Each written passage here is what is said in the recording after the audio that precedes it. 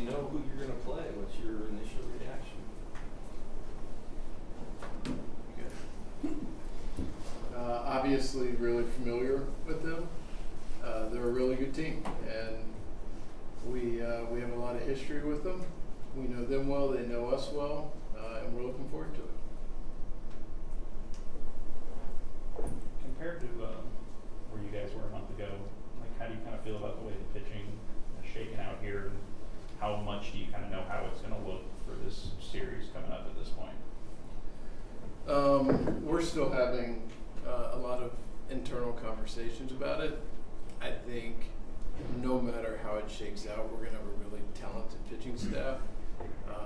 There's going to be tough decisions and probably some really talented pitchers that won't make this roster. And I think it just speaks to the depth, the number of guys who've really stepped up this year. We've talked about this in the past. We may have to approach it in a more unconventional way. But the arm talent and the depth that we have, we feel really good about. Yeah, I mean, I think it's lacking potentially in some experience we have in talent, but I think overall the group has performed really well, especially down the stretch. So exciting to see these guys get out there and perform. I mean, if you're going to implement sort of an unconventional pitching staff in October, how do you guys sort of work about mitigating some of the variance that'll come with it if you're sort of using more guys, using openers like that might be introduced, obviously, in postseason scenario as opposed to like traditional starters? I mean, there's variance that comes with that too. We can attest to all different outcomes and scenarios. The thing is you go through a really long season to put yourself in the best position you possibly can, and we've done that in the sense of having a bye from the first round, having home field in this round, and as you get through the season, certain guys are going to emerge, injuries are going to happen, things are going to happen over the course of a season that we expect and we know will happen. And then it's about putting the best 26-man roster together. And we feel good about the talent and feel good about how this group has come together, and we're excited to watch them go out and compete. Do you feel like you need one of the starters to emerge as a guy who can take down 5-6 innings every turn, or is that part of the non-traditional piece too, where you might not need the rotation to look as conventional as teams usually have this time of year? I mean, obviously we're not looking past the division series, but the division series sets up with days off and things that allow for different scenarios that we've been afforded in the past. This game 1 off, game 2 is different. We've never had that before, and I think those off days are an advantage, and we'll use it and figure out the best way to use that to our advantage. You handled the D-backs pretty well in August. Do they look like a really different team to you right now? And if so, how? They're a good team. I think you could have seen us at a period in May and questioned how good we were. I think that's baseball, and the point is over a season, talent rises to the top, and they're in this position. They put themselves there because they're a good team, and so are we. And we're looking forward to squaring off against them. You guys don't have that weird off day after game 1. Like, how would that kind of affect the pitching decisions you guys have made? You carry 12 or 13, kind of stuff like that. Yeah, those are conversations we're going to continue to have and work through, and now that we know who we're playing, it should help clarify some things. But getting back to the point, it's a bunch of really talented guys, and trying to figure out and talking with the group how best that matches up versus Arizona and fits is something that we'll do over the coming days. You guys always have plans there, but you guys have to do a spot, I guess. But what have you achieved maybe kind of shown you that you get maybe feel comfortable starting with those guys? Yeah, I think it speaks to the depth of talent. There's a bunch of guys that can take down innings and have really shown well down the stretch, and those young guys have been fun to watch and watch them emerge and grow over the course of the season. Andrew, how has your kind of working relationship with Dave evolved over the years? How have you seen him grow as a manager, and maybe how has he influenced your thoughts on baseball? That's a deep question. Yeah, get as deep as you can. I mean, obviously it's been a lot of years, and hopefully I'm way better at my job today than I was 8 years ago. And yeah, I think a bunch of, you know, people working together, and in an ideal world, everyone brings out the best in one another, and we grow and we learn and continue to adapt and stay curious. And you know, I think Doc is better at his job today than he was 8 years ago, and I hope he would say the same. I hope Brandon would say the same about me.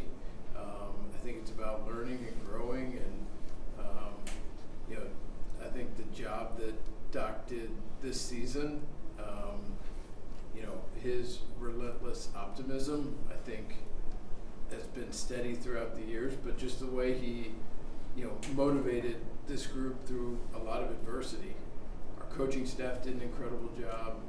Our veteran players and the way they, you know, helped keep the clubhouse together, and all of those guys did an unbelievable job of providing kind of a safe landing spot for our young players who came up and they were more comfortable, more confident, and we saw the success. So, I mean, I think Dave has always been really good at that. This year in particular, it really stood out. I would need more like time and perspective.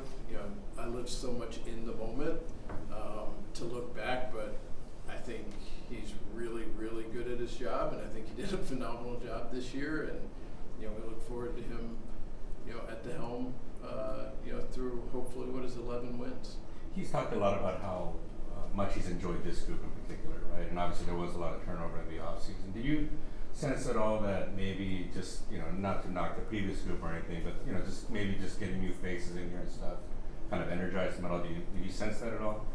I don't know. I mean, I think there's a natural kind of evolution. I mean, our team in pick any year looked different than the year before. I think, you know, that's the nature of this business. And, you know, I think the collection of guys we brought in meshed really well with the group we had here. And that's something you don't really know. Like, we're in the off season, you know, doing our homework and going through and finding the right fits both on the field and in the clubhouse is something that we're always focused on. And the way this group has come together has really stood out. And I think, you know, it will be a strength for us this month.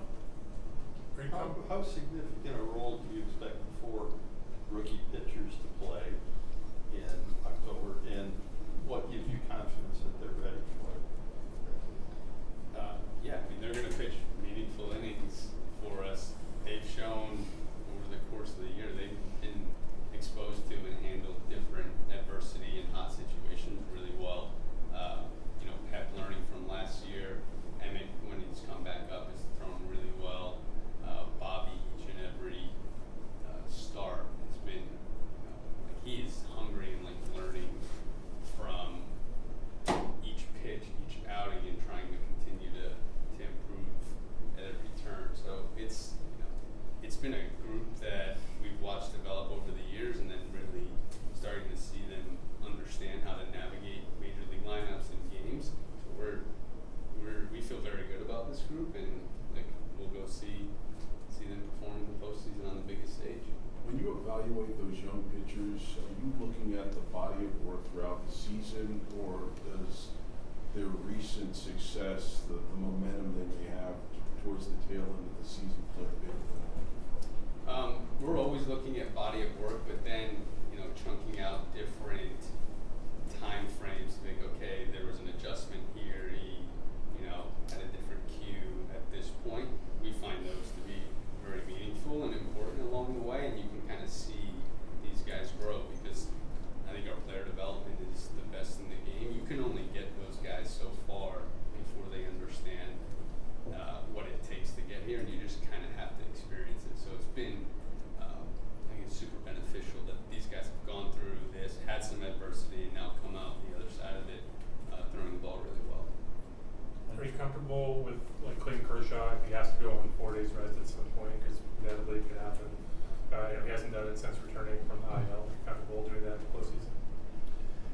Yeah, I mean, from my standpoint, Kershaw's the greatest competitor I've ever seen, and it's one of those things that, with all of our pitchers, you know, after an outing, we'll assess and evaluate where guys are.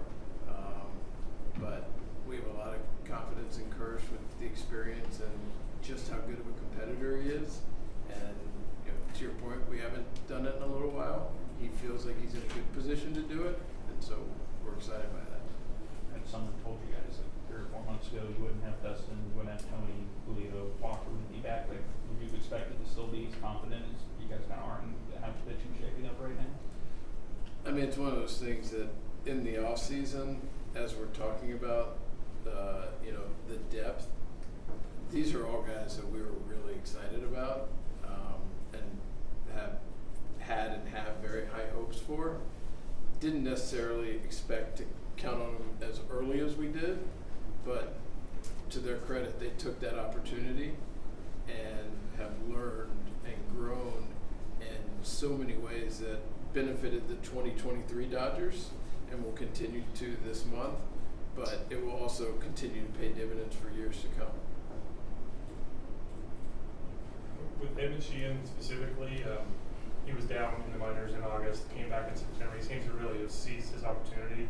What particularly have you seen different from him this last month? I think kind of getting his routine dialed in and feeling, you know, understanding that he belongs here. He can not only compete, but like really handle major league hitters.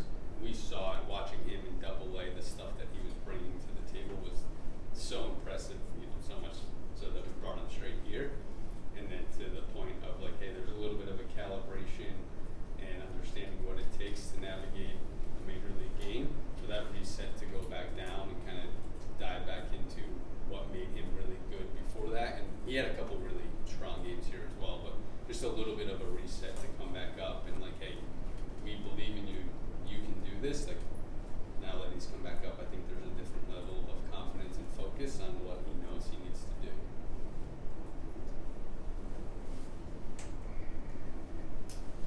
I've got kind of a slightly random question here. Well, that's weird. I noticed you when you guys are watching the game, like a lot of you in the front office people seem to have like water bottles. You guys seem to be a very well hydrated front office. I think you understated it by saying this was random. Understating it, but go on. But I was wondering, like, did somebody tell you guys that like I don't know, enhances how good a performance? Is one of you guys like a real champion of water and telling everybody stay hydrated, or you guys coincidentally all just really love water? I'm a very good water drinker. Thank you for that. It's like an 80 water drinker. And Ron Porterfield, when he was with the Rays, we were all together. He's like, if you're thirsty, it's too late. That always stuck with me. So that's the guy we should credit, you think? For sure. Okay. That seems like a good one to end on. Oh my God.